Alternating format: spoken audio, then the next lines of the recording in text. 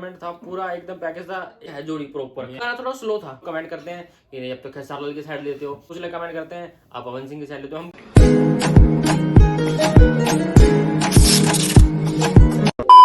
हे guys welcome back to our channel. तो कैसे हो सारे के सारे, आई होप सब बढ़िया होंगे। तो आज हम थोड़ा अलग करने वाले हैं, जो कि मतलब कि अलग मतलब ये है कि आज हम एक साथ दो गानों की रिएक्शन देने वाले हैं। ये हम इसलिए कर रहे हैं क्योंकि ना कल वीडियो आ नहीं पाई थी क्योंकि हम बिजी थे, ठीक है। तो अब रेगुलर वीडियो आती रहेगी, वैसे तो बस थोड़ा सा इधर उधर हो जाते हैं तो दिक्कत हो जाती है।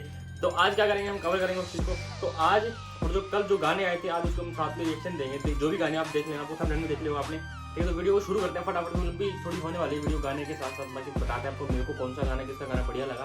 अभी स्टार्ट करते हैं पहले खेसारी लाल के गाने से, ठीक है। तो गाने को शुरू करते हैं, अभी गाना आज ही आया है और देखते हैं गाने पे क्या कुछ है गाने के अंदर। तो फटाफट वीडियो को शुरू करते हैं। शुरू करने से पहले वीडियो को लाइक कर देना, शेयर कर देना, कमेंट कर देना और सब्सक्राइब कर देना। चैनल को इंस्टाग्राम पे फॉलो किए बगैर मत जाना। तो फटाफट वीडियो को शुरू करते हैं, मिलते हैं वीडियो के एंड में। तुम जवानी में रंगीन हो गई हो, जवानों के लिए मशीन हो गई हो। परमाणु बम कहाँ पे आ? बोलो ना भाई गाने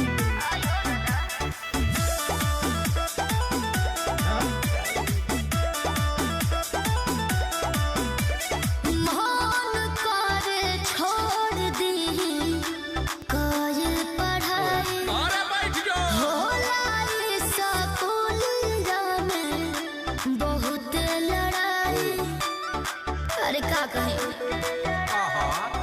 अरे छोड़ दी काजल पढ़ाई होला स्कूल में बहुत लड़ाई धक्के कोनो गड्ढा खींच ले बाटू पटा हमर जीवा डरा देले बा तहरा रखिया के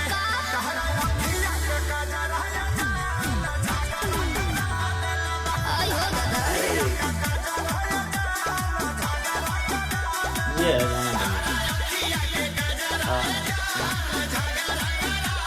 ऐसे गाने सुनना पसंद करते हैं।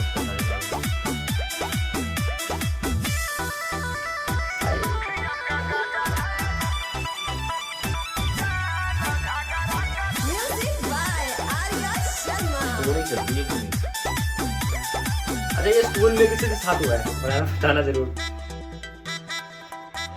मोहमारो पढ़ला के हमरा आगे बढ़ला के लागत बाबू बड़ी डर का झूठे पढ़े जाते बाड़ू तब तू डरात बाड़ू पहले बाड़ू जानू भगवा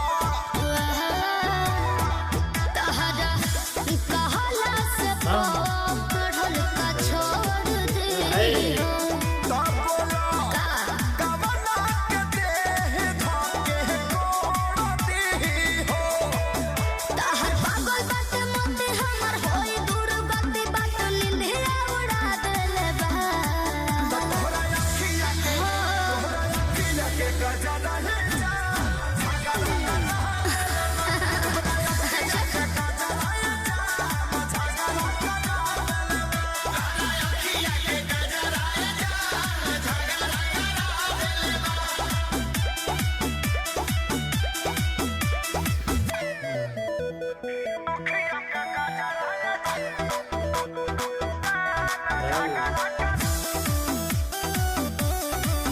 दोनों को शूट भी करिए जोड़ी ना।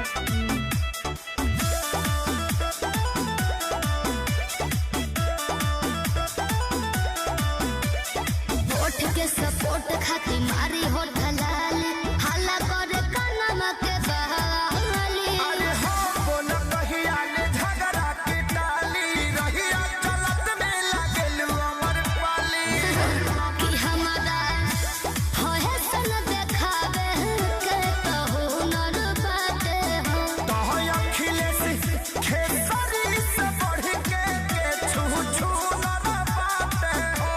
अच्छा मोनो भइल बता बाह सभे कोहे बाह बाह वैसन रास्ता धरा देले बा तोहरा अखिया के जियो ब्यास तोहरा अखिया के गजरा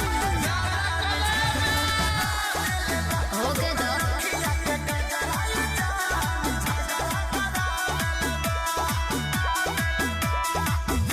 संजय विवेक जिला झुराइल महंगा पड़ जाइए बाबी।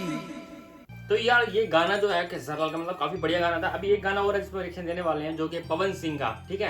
पहले वाला खेसारी लाल का था, ये है पवन सिंह। और आपको लास्ट में बताएंगे कौन सा गाना हमें बढ़िया लगा, किसका गाना बढ़िया लगा, ठीक है। तो वीडियो को दूसरा वीडियो शुरू करते हैं और मतलब पूरा देखना, एंड में मिलते हैं, दोनों बताएंगे हमको कौन सा बढ़िया लगा। पुरानी वीडियो ना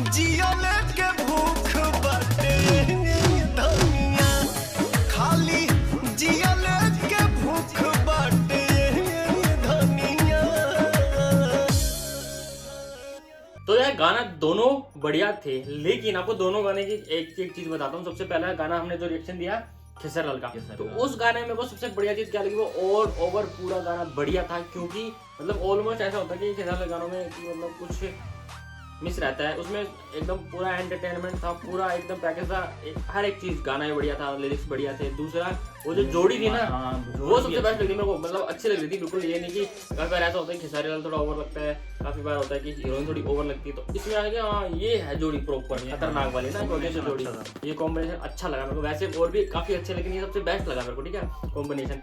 और अब आ जाते हैं पवन सिंह का गाना जो है, उसके अंदर वो गाना थोड़ा स्लो था, वो थोड़ा फास्ट था, ये थोड़ा स्लो। गाना अच्छा था, गाना दोनों अच्छे हैं, गाने दोनों बढ़िया है। और उसका टेस्ट टेस्ट ही अलग है। हाँ। वो डांस वो डांसिंग सुनने में इतना मेलोडी थी हाँ। गाने के अंदर, देखो मतलब स्लो स्लो चल रहा है, फिर थोड़ा फास्ट थोड़ा स्लो, तो दोनों गाने अब कंपैरिजन हम कर नहीं पाएंगे कौन सा फर्स्ट है कौन सा सेकंड है। गाने अच्छे दोनों अच्छे गाने, अगर क्योंकि हम जो चीज सही होते हैं वो बोलते हैं। कुछ लोग कमेंट करते हैं कि नहीं अब तो खेसारी लाल की साइड लेते हो, कुछ लोग कमेंट करते हैं आप पवन सिंह की साइड लेते हो। हम किसी की साइड लेते हैं, हमें जो अच्छा लगता है उसकी साइड लेंगे। और ये गाना एक्चुअल में दोनों गाने अच्छे हैं, दोनों में चीजें हैं अच्छी, जिसमें अच्छे होते हैं हम अच्छा बोलते हैं, उसको जो बुरा होता है बुरा बोलते हैं। साफ बोलते हैं, ऐसे नहीं है कि ऐसा नहीं है कि एक को उसको उसका सही बोल गाने रहे का हैं, ऐसा टेस्ट नहीं है। अलग है, इसका अलग है भैया। ये पवन सिंह का ये आराम से जैसे सुन सकते हैं, वो जो अच्छा लगा डांस के लिए होते हैं। और दूसरा ये कि हमें जो पसंद है, मतलब पसंद वाली बात ही नहीं है, मेरे को गाने पसंद आते हैं। इस सिंगर का ये गाना है, ठीक है, मेरे को गाने पसंद है। मेरे को सिंगर कोई फेवरेट मेरा है भी नहीं, बट मेरे को गाने पसंद है। पवन सिंह के बहुत से गाने ऐसे मेरे को पसंद है,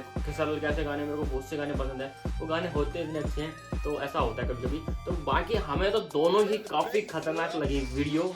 बाकी अगर बोला जाए कि सबसे ज़्यादा अच्छी कौन सी है, तो वो मैं कहूँगा खेसारी लाल वाली, तो मेरे को ज़्यादा अच्छी लगी क्योंकि ना उसमें काफ़ी कुछ वो था, डांसिंग वाली था, इसलिए वो अपनी तरफ से बढ़िया थी। क्योंकि जो स्लो गाना है, स्लो है, डांसिंग है, वो एंटरटेनमेंट वो बहुत है। और कमेंट करके बताना कि वो मतलब पुराना लग रहा है मेरे को गाना, ये बताना मेरे को। उसको जो मतलब कि जो गेटअप वो देख के लग रहा है, पर्सनैलिटी देख के लग रही है, काफी पुरानी वीडियो अब लॉन्च हुई है, क्वालिटी देख के भी ऐसा लग रहा है अब लॉन्च हुई है। तो मेरे को प्लीज बताना है क्या है गाने के अंदर ये, ठीक है। बाकी आप लोगों को देखो, हमारा हमने बता दिया, अब आपकी बारी है। आप बताओ आपको दोनों में से कौन सी वीडियो आपको बेस्ट लगी, कौन सा किसका गाना आपको बढ़िया लगा, ठीक है। फिर हम देखेंगे कि हाँ, और मैं नीचे मतलब मैं डाल दूंगा, अगर डलेगा तो पोल भी डाल दूंगा कि आपको कौन दोनों में किसका गाना बढ़िया लगा, ठीक है। तो वो चीज़ भी देख लेना, ठीक है। बाकी आपने यहाँ पे वीडियो देख ली है, वीडियो आपको अच्छी लगी है तो प्लीज़ कमेंट कर देना कि हाँ हमें अच्छी लगी है, और वीडियो को लाइक जरूर कर देना, एक शेयर जरूर कर देना, और सब्सक्राइब की बगैर मत जाना। बाकी इंस्टाग्राम पे आ जाओ, हम मैसेज करूँगी गाने पे रिएक्शन की, काफ़ी अच्छे और भी कंटेंट मिलेंगे, तो आगे के लिए ट्राई कर लो। बाकी मिलते हैं आपको नेक्स्ट वीडियो में, तब तक के लिए बाय।